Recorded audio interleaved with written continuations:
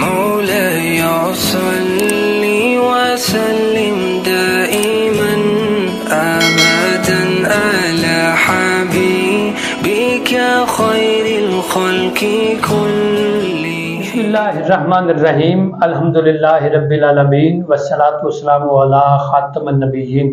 ناظرین کرام السلام علیکم ورحمۃ اللہ وبرکاتہ. میں ہوں آپ کا میزبان عاطف سید صابری. آپ پروگرام دیکھ رہے ہیں نور ہدایت.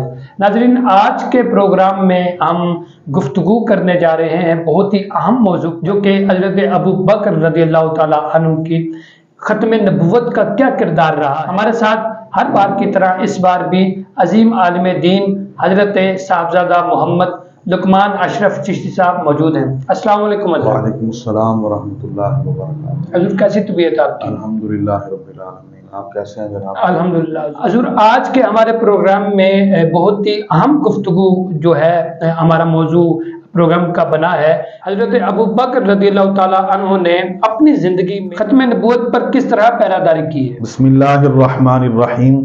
ادارہ نور ہدایت پاکستان کی سوشل میڈیا ٹیم کو میں خراج تحسین پیش کرتا ہوں جنہوں نے آج کا یہ موضوع بڑا اچھا چنا ہے، چونکہ ہمارے گزشتہ جو پروگرام ہیں وہ ختم نبوت کے حوالہ سے ہیں، اور آج بہت ہی خوبصورت موضوع ہے کہ سیدنا ابو بکر صدیق رضی اللہ تعالیٰ عنہ جو تاجدار صداقت بھی ہیں، یار غار و مزار مصطفیٰ صلی اللہ تعالیٰ علیہ وآلہ وسلم بھی ہیں، یعنی حضور علیہ السلام کے غار کے بھی یار ہیں اور مزار کے بھی یار ہیں.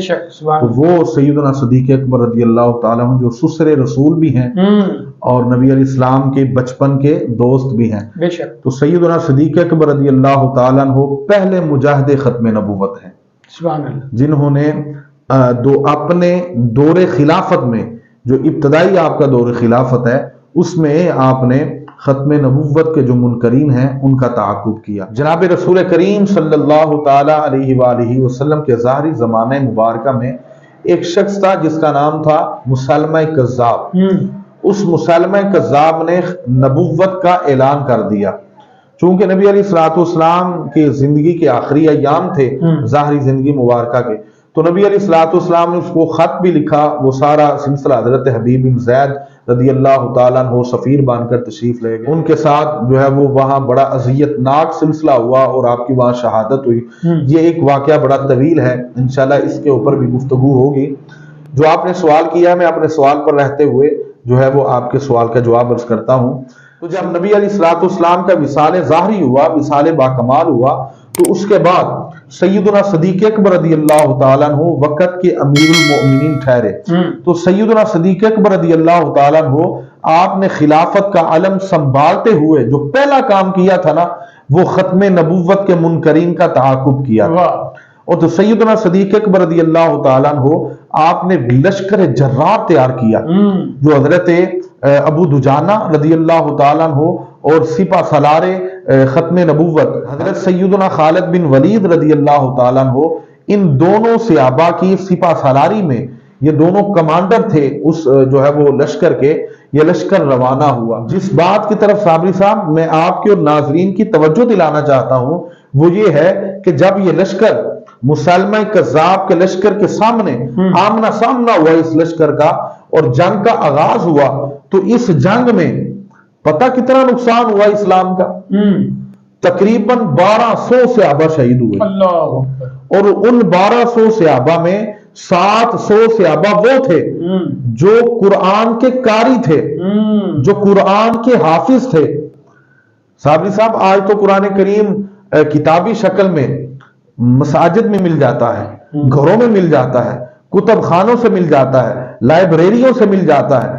یہ وہ دور تھا جب کتابی شکل میں قرآن کریم کے نسخے چند ایک، یا قرآن کریم یا چمڑے کے اوپر لکھا ہوا تھا، درختوں کے پتے کے اوپر لکھا ہوا تھا. جس طرح جو صحابہ کے پاس چیز تھی وہاں قرآن کی آیتیں لکھی ہوئی تھی. بات کرنے کا مقصد یہ ہے کہ اس وقت میں 700 حافظ قرآن صحابہ کا شہید ہو جانا، جس وقت میں قرآن کریم کتابی شکل میں موجود ہی نہیں، اگر موجود ہے تو بڑے نایاب نسخے ہیں جو چند ایک صحابہ کے پاس ہیں. اس طرح الماریاں بھری ہوئی نہیں تھی قرآن پاک کی کہ قرآن پاک جو ہے وہ درجنوں کے درجن جو ہیں وہ قرآن پاک کے نسخے موجود ہوں. اس طرح نہیں تھا. اس دور میں 700 صحابہ کا شہید ہو جانا، وہ جو حافظ قرآن تھے، یہ بہت بڑا نقصان تھا۔ بے شک اللہ۔ ایک نقصان یہ، اور پھر دوسرا نقصان سنیں، تاجدار کائنات صلی اللہ تعالی علیہ وسلم کے صحابہ نے ایک قانون بنایا کہ جو صحابہ بدر کے جنگ میں شامل ہوئے تھے نا، غزوہ بدر میں شامل ہوئے تھے، وہ صحابہ جو ہے وہ آئندہ یعنی کوئی بدری صحابہ کسی جنگ میں شامل نہیں ہوگا، کیونکہ یہ بزرگ صحابہ ہیں، بطور تبرک یہ ہمارے اندر موجود رہیں گے، ہماری رہنمائی کریں گے، ہمیں دین اسلام کے حوالہ سے آگاہ کریں گے، ہمیں رسول کریم علیہ السلام کی محبت کے حوالہ سے آگاہ کریں گے، تو یہ صحابہ آئندہ کسی جنگ میں شامل نہیں ہوں گے۔ تو جب یہ وقت آیا ختم نبوت کی حفاظت کا، تو سیدنا صدیق اکبر رضی اللہ تعالیٰ عنہ نے عام اعلان فرما دیا۔ آپ نے فرمایا بھائی کوئی بدری صحابی ہو یا احد والا صحابی ہو، فرمایا تمام تر صحابہ اس جنگ کے جو ہے وہ حصہ بنے، اس جنگ میں شامل ہوں جو حضور کی عزت کے لیے ہے، حضور کی ختم نبوت کی حفاظت کے لیے ہے۔ صابری صاحب 1200 صحابہ جس طرح میں نے عرض کیا کہ اس جنگ میں شہید ہوئے، بہت بڑا نقصان ہے۔ آپ یہاں سے اندازہ لگائیں کہ تاجدار کائنات صلی اللہ علیہ وسلم نے 40 سال کی عمر میں اعلان نبوت فرمایا، اور نبی علیہ السلام نے 63 سالہ عمر میں آپ کا وصال با کمال ہوا ہے۔ یہ دورانیہ بنتا ہے 23 سال کا۔ اس 23 سالہ دورانیہ میں 27 غزوات ہوئے، 27 جنگیں ہوئی ہیں، جن میں بنفس نفیس نبی علیہ السلام نے شمولیت اختیار کی، جس کے کمانڈر ان چیف تاجدار کائنات صلی اللہ علیہ وسلم خود تھے۔ ان 27 غزوات کے، ان 27 غزوات میں آپ کے علم میں ہے کتنے صحابہ شہید ہوئے ہیں؟ ان 27 غزوات میں 259 صحابہ شہید ہوتے ہیں۔ اللہ، کتنے؟ 259، ایک کم 70، 259 صحابہ شہید ہوتے ہیں۔ اب سوچنے والی بات یہ ہے کہ 23 سالہ دورانیہ میں کمانڈر ان چیف ہے نبی علیہ السلام خود سرکار دو عالم صلی اللہ علیہ وسلم نے کمان سنبھالی ہوئی ہے۔ ان تمام غزوات میں جو 23 سالہ دورانیہ میں 27 غزوات ہوئے، ان تمام غزوات میں 259 صحابہ شہید ہوتے ہیں، اور ادھر ایک جنگ ہوئی ہے جو ختم نبوت کے نام پر ہوئی ہے، اس میں کتنے صحابہ شہید ہوتے ہیں؟ 1200 صحابہ۔ آپ اندازہ لگا سکتے ہیں کتنا بڑا نقصان ہوا۔ وہ صحابہ جو پھر آپ سے قرآن تھے، بھائی صحابہ تو صحابہ ہیں، صحابہ تو وہ تھے جنہوں نے رسول اللہ صلی اللہ علیہ وسلم کے سامنے بیٹھ کے جو ہے وہ درس و تدریس سیکھا ہے، دین اسلام سیکھا ہے، حضور کے پیچھے نمازیں پڑھی ہیں، اپنا تن من دھن سب کچھ نبی علیہ السلام کے پاؤں سے لگنے والی خاک پر قربان کیا ہے، وہ صحابہ۔ تو یہ کتنا بڑا نقصان تھا۔ سیدنا صدیق اکبر رضی اللہ تعالیٰ عنہ، آپ نے یہ نقصان برداشت کر لیا، لیکن ختم نبوت کے منکرین کو برداشت نہیں کیا۔ اس سے آپ اندازہ لگائیں کہ کتنا حساس معاملہ ہے ختم نبوت کا۔ مسئلہ ختم نبوت کوئی عام مسئلہ نہیں ہے، عقیدہ ختم نبوت کوئی عام عقیدہ نہیں ہے۔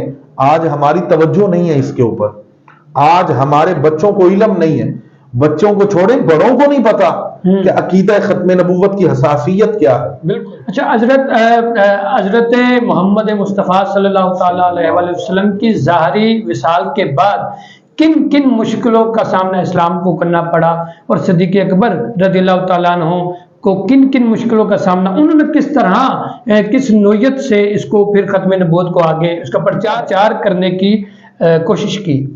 میں عرض کرتا ہوں صابری صاحب، یہ وہ وقت تھا کہ صحابہ کرام رضوان اللہ علیہ مجمعین کے منہ سے